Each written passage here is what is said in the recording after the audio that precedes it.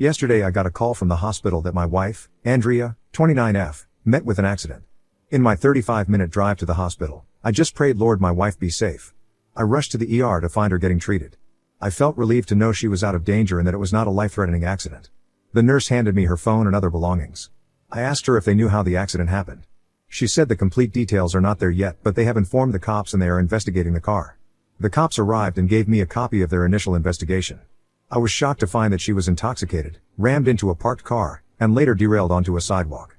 Luckily she didn't drive to the other side and hit the road, otherwise, it would have been fatal. As the information about the accident unfolded, I grew suspicious.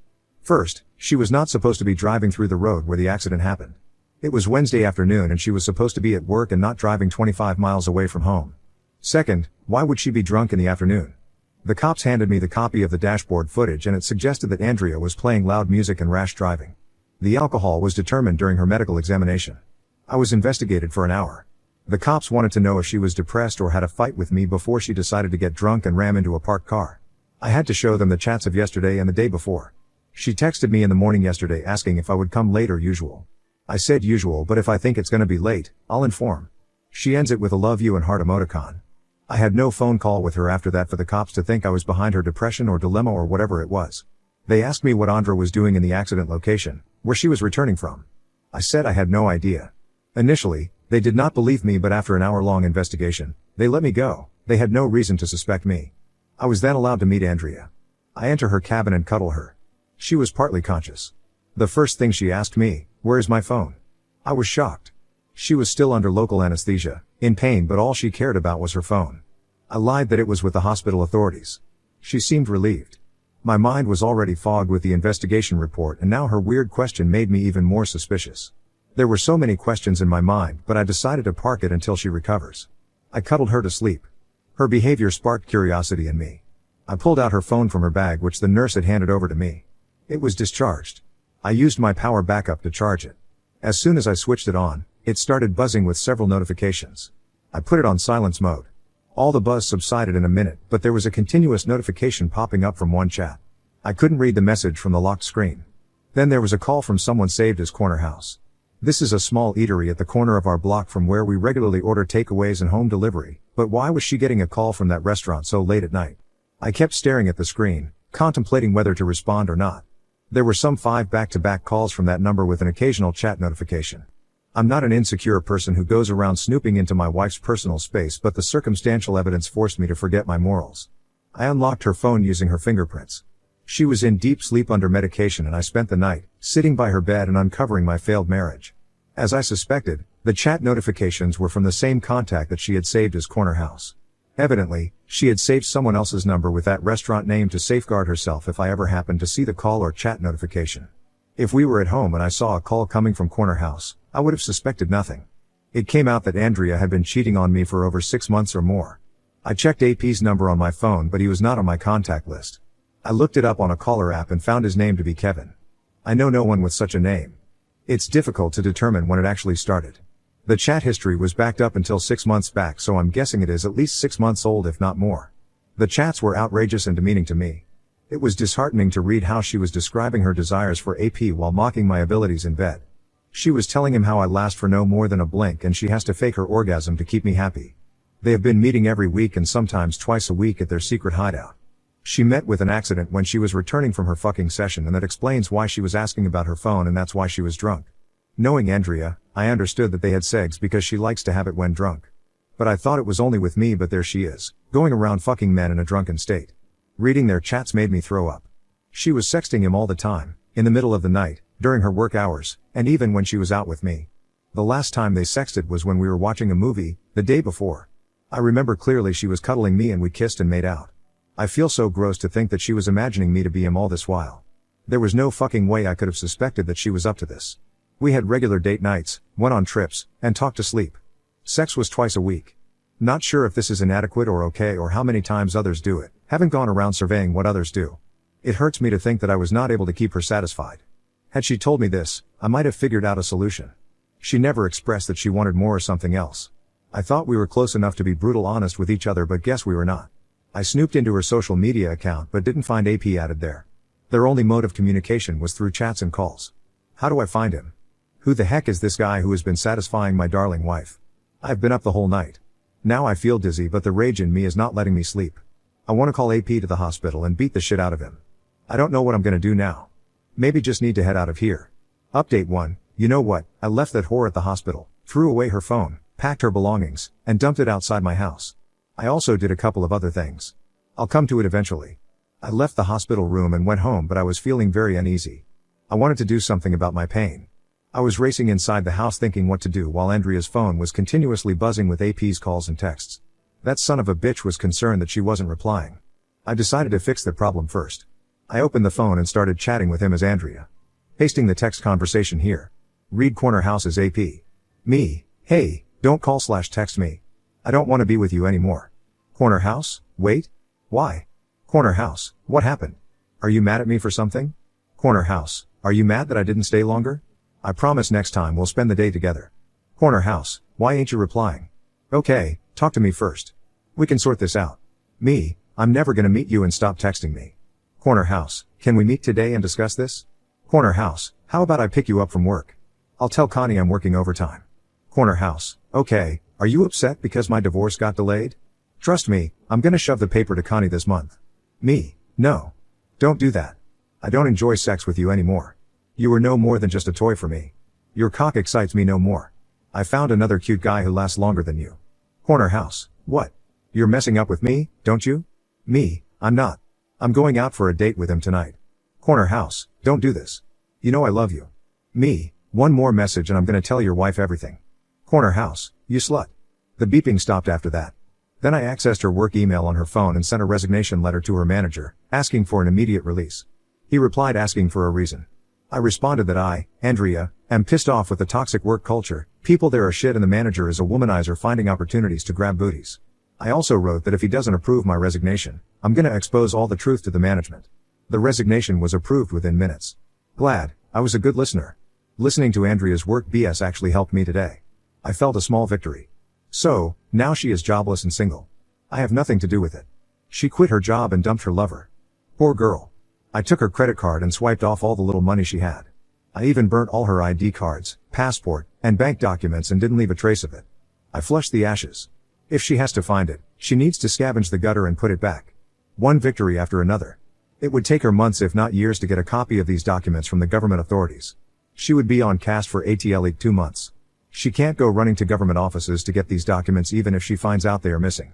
She's gonna face the first blow today when she wakes up from her sleep of anesthesia. I'm gone from the hospital. She doesn't have her phone.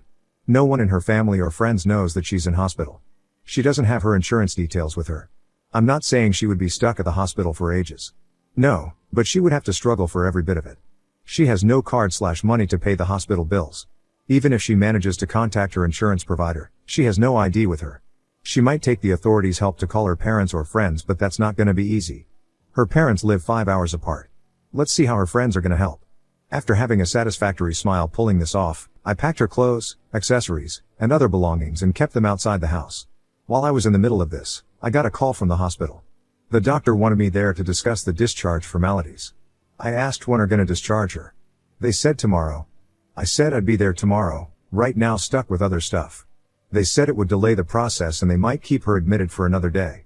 I said sure, we can handle 1 extra day's charge. Good for her. After a couple of hours, I again got a call from the hospital. This time it was Andrea asking me to come. I said, sure baby, I came home for a shower. We'll be there in an hour. Then, I called up the hospital authorities, strictly instructing them not to let Andrea call anyone. My fragile little sweetheart needs rest. They assured they would oblige and would inform the duty nurse about it. Bam. Throughout the day, I got 4 calls from the duty nurse that Andrea was asking me to visit her and that she was getting restless. Initially, I thought of ghosting them or telling them I'm not gonna come, but that would have made her switch to other people for help. So instead of that, I kept buying time and left her hanging. Next, I'm gonna change my lock so that she's blocked from my house. I'm also gonna meet my lawyer tomorrow and discuss my odds of getting rid of her without paying a penny. But that's it until now. Update 2. Whoa. What a whirlwind it has been. I messed up with the hospital authorities for 2 days before ghosting them. They called me to clear the discharge formalities and take her home, and I kept borrowing time that I was out of town. Andrea got suspicious of my actions. Her phone was missing. I had told her that it was with the nurse, but the nurse would have informed her by now that it was with me. She would have added up the math and understood that I had discovered the truth. The other reason was that I had never neglected her. She knew that if not for any major reason, I could not abandon her in this state when she was in hospital recovering from an accident. I played around for 2 days before ghosting them. But before that, I had collected all the evidence of Andrea's cheating from her phone and kept my lawyer in confidence. This was to safeguard myself if the hospital got the cops involved. Andrea called up her parents when she realized that things have screwed up. Her parents arrived at my door, yelling at me that I abandoned her daughter to die at the hospital and informed no one about it. I let them vent out before I showed them the texts where their daughter was flaunting her sexuality with another man and watched them mellow down. They were like, "Oh, we are sorry for what she has done, but this is not the time for revenge. She needs you now. You took a holy vow that you would take care of your wife in sickness." What? Didn't she take a vow too that she would not seek any other men apart from me? What happened to her vow? Right, she has shoved it on her ass, so I'm gonna do the same. Vows my $1. They got infuriated by my words and stood up to leave, threatening to drag me to the court. I said, "On your way, take her thrash away from here. My house has no place for her and her filthy stuff." They cursed me and took her belongings with them. I'm guessing they have taken Andrea with them until she recovers. As per the latest update by my lawyer, the divorce paper will reach her in a week. We are gonna use her infidelity to get rid of her. Using her chat conversation, my lawyer has also made a case that she was plotting with AP to divorce and rip me off financially, and I did everything to safeguard myself and not to harm her. So far, so good. Waiting for the divorce papers to be served. Update 3. So, the divorce papers reach her and she freaks out. She's still immobile, wrapped in a cast. She sent me hundreds of voicemails, some with threats, some with curses, and some with requests for a meeting. I ignored all of it. Then she sent a long threatening email that she's gonna sue me for destroying her IDs, emptying her credit card, and forging her resignation at work. I replied, "Sure, go ahead if you have the money and time to fight the case. It's gonna take ages for her to prove that I had done all this what she was saying. Remember, you don't have a job or money? If you drag me to court, I am gonna press a counter case of humiliation and infidelity, and I have evidence of these charges. Better suck it up and sign the divorce papers and get done with it." The threats and pleading stopped, but she was not signing the papers either. She emailed my lawyer that she needs a meeting before deciding on her move. My lawyer suggested I meet her but asked me to lay some ground rules. Meeting at a public place, no promises, no turbulence, and no physical contact, hugging or whatsoever. Also, our conversation would be recorded so that she doesn't frame me falsely. If needed, my lawyer would accompany me or would be on a call with me. I relayed the instructions to her and she agreed. My lawyer also suggested I try and convince her for out of the court settlement to save money and time. I went there alone. Lawyer asked me to call him if needed. I set the recorder and sat there waiting for her to take the lead. She started off by saying, "You played smart, you did everything to destroy me and you were successful too. I have no job, no money, and yeah, no man, he left me." I asked her, "So you were angry because I chased off your lover?" She said, "No, he was a loser and I was gonna get rid of him anyways." Her nonchalant response made me crack up. I busted out in laughter and she joined me in this. It took me to our pre-dating days when we used to discuss the men who would hit on her and would laugh at their pickup lines. Joke's on me, I got picked up at the end and became a subject of laughter. She said, "Why are you doing this to me?" with tears in her eyes. I asked why she cheated on me when we had everything so beautiful. She had no answer. She said it was just for fun and it didn't mean anything. She was just fooling around with AP and called him a simp man. I said, "Well, I guess I'm a simp for sitting here with you and talking to you after you went sleeping with another man behind my back." She said, "Oh, come on, let's move on from this." I said, "I am being civil with you, but this doesn't mean I'm gonna have you back in my life. I'm never gonna forgive you. You hurt me and it was a sheer betrayal. You mocked me and discussed our sex life with your AP. You even said that my small dick went halfway into you and I didn't satisfy you." Tears welled up in my eyes as I said this. This was nothing short of a humiliation for me. She held my hands, cried, and apologized. I shrugged off her hands and yelled, "No touching, stay away from me." She pulled back herself. I wiped my face and said that even if I forgive her, I cannot stop thinking that she was taking our sex life outside our house and mocking me. Whenever I would kiss her or have sex with her, I would always think I'm not enough. Not only her, now I don't think I would ever be confident with any other woman.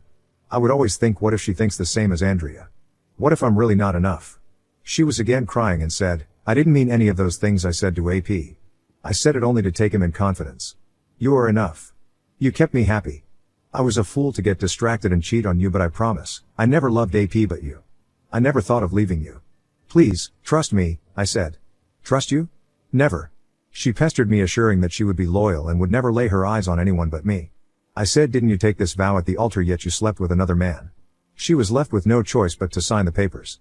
She said okay and pulled out the papers from her bag and signed them with shivering hands. She looked at me with teary eyes while handing over the papers. I was also in tears. All my rage was now flowing out as pain. Everything is over now. We have known each other for more than a decade. To ease the situation, I asked, "So would you be running back to AP now?" She laughed and said, "No, he doesn't want me anymore. He doesn't want to listen that it was you. He said he's not gonna cheat on his wife for a flaky woman." Ops, too bad. With pain and remorse, she said, "But you be happy, you got your revenge, you ripped me off everything. I lost everything, guess I deserve it." We left after that. No hugs, no goodbyes. I just stood up and left. While driving back home, I was contemplating my actions. Did I go too far? Was I wrong in doing what I did? If not, then why don't I feel content after pulling off my revenge so precisely? I don't know. It's too soon to say anything. Need to soak the reality that I'm divorced now. Gosh. I was a happily married man until a few months back, and now I'm divorced.